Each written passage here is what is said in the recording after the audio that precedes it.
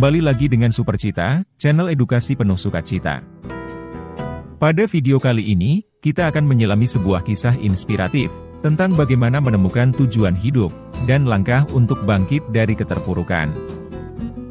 Di sudut sebuah kota yang ramai, hiduplah seorang pemuda bernama Mikael.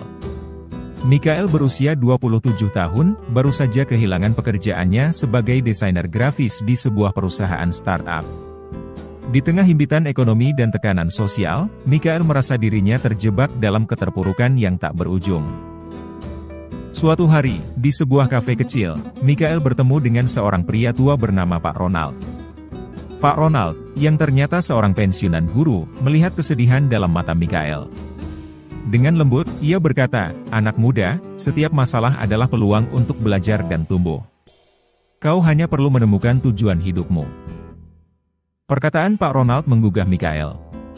Ia memutuskan untuk mengikuti saran tersebut dan memulai perjalanan mencari tujuan hidupnya. Langkah pertama yang ia ambil adalah introspeksi diri.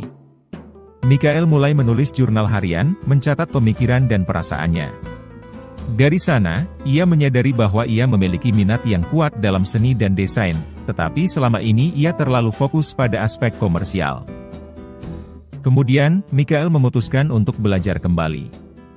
Ia mendaftar di kursus seni online dan mulai mengasah keterampilan desainnya. Setiap hari, ia menghabiskan waktu beberapa jam untuk menggambar dan mendesain. Dari situ ia menemukan kembali gairah yang sempat hilang. Setelah itu, Mikael mulai berbagi karyanya di media sosial. Awalnya ia ragu, tapi lama-kelamaan ia mendapatkan banyak follower dan dukungan. Komentar positif dan konstruktif dari para followernya memberi Mikael kepercayaan diri yang baru. Tentu itu adalah kemajuan yang membuatnya makin percaya diri. Mikael memutuskan untuk mengambil risiko. Ia menggunakan tabungannya untuk membuka sebuah studio desain. Meski penuh dengan ketidakpastian, Mikael merasa ini adalah langkah yang harus ia ambil. Bulan demi bulan berlalu, studio desain Mikael perlahan berkembang. Ia mulai mendapatkan pelanggan dan proyek.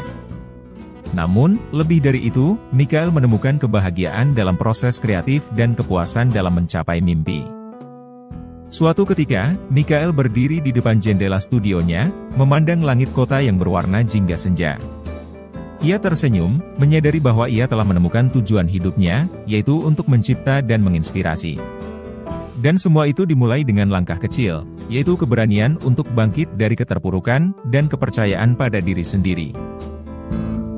Setelah beberapa bulan menjalankan studionya, Mikael menghadapi tantangan baru. Permintaan pelanggan semakin meningkat, tapi dia merasa kewalahan. Beban kerja yang berat mulai mempengaruhi kreativitasnya. Suatu malam, saat lembur di studio, Mikael terdiam, menatap layar komputernya yang kosong. Pintu studio tiba-tiba terbuka, dan masuklah Pak Ronald dengan senyum hangatnya. "Kau terlihat lelah nak," ucap Pak Ronald, sambil meletakkan sebuah kotak makanan di meja Mikael. Mikael tersenyum lelah. "Saya merasa seperti kehilangan arah lagi Pak," keluhnya. Pak Ronald duduk di seberang Mikael, matanya penuh pengertian.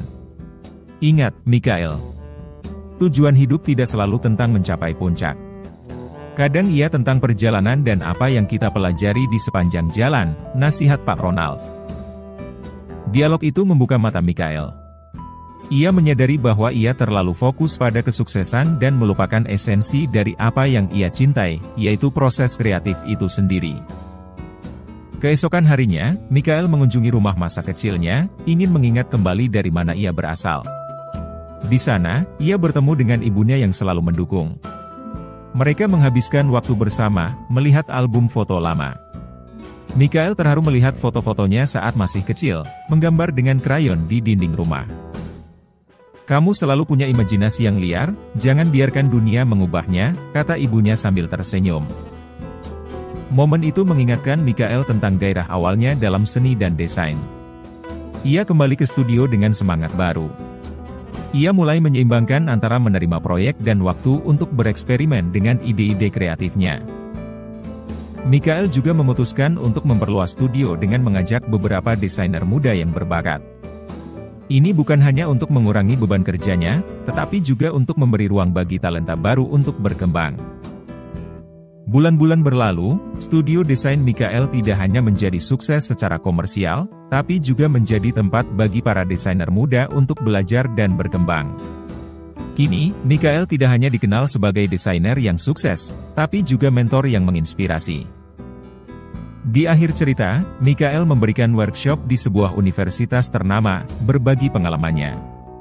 Matanya berbinar, bukan hanya karena pencapaiannya, tapi karena ia tahu bahwa ia telah kembali ke jalan yang benar, yakni mengejar gairah hidup dan memberi inspirasi bagi orang lain. Terima kasih telah menonton, semoga bermanfaat, dan sampai jumpa di video selanjutnya.